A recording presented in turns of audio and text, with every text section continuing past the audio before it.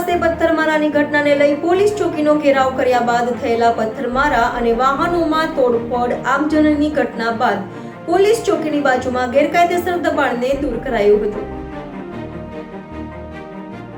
સુરતના સૈયદપુરામાં વરિયાવીચા રાજા તરીકે ઓળખાતી ગણેશ પ્રતિમા પર થયેલા પથ્થરમારાને લઈ તંગદિલી સર્જાઈ હતી। ત્યારે રાત્રે પોલીસ ચોકી પર ઘેરાવ કર્યા બાદ ઉશ્કેરાયેલા લોકોએ વાહનોમાં તોડફોડ કરી આગ ચાપી કરી હતી, જેને લઈ વાતાવરણ તંગ બન્યું હતું। તો બીજી તરફ પોલીસે સ્થળ પર દોડી જઈ મામલો થાળે પાડ્યો હતો। તો સવારથી જ આખા વિસ્તારમાં શાંતિપૂર્ણ માહોલ જોવા મળ્યો હતો। જો કે પોલીસ ચોકીની બાજુમાં કરાયેલા ગેરકાયદેસર દબાણો પરથી સવારથી જ બુલડોઝર ફેરવવાની કામગીરી કરાઈ હતી।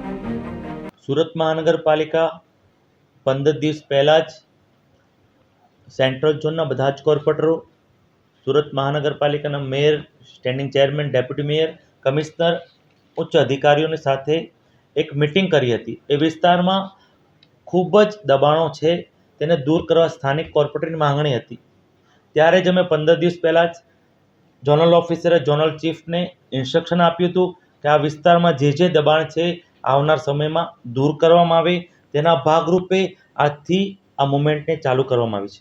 એકાએક તાત્કાલિક એક્શન લેવામાં આવ્યું છે? તાત્કાલિક એક્શન લેવામાં નથી આવી। 4 ઝોનની અમે મિટિંગ કરી હતી। વિવિધ ઝોનમાં પણ ગયા વીકથી કામ શરૂ થઈ ગયું છે। સેન્ટ્રલ ઝોને તેનું કામ આજથી શરૂ કર્યું છે। આવા ઘણા બધા ગેરકાયદેસર દબાણ કરતા હોય તો મહાનગરપાલિકા કઈ રીતે આવનાર સમયમાં તમામ ઝોનમાં જે પણ ગેરકાયદેસર દબાણ હશે તેને દૂર કરવાનું એક્શન પ્લાન સાથે મુહિમ છેડી છે।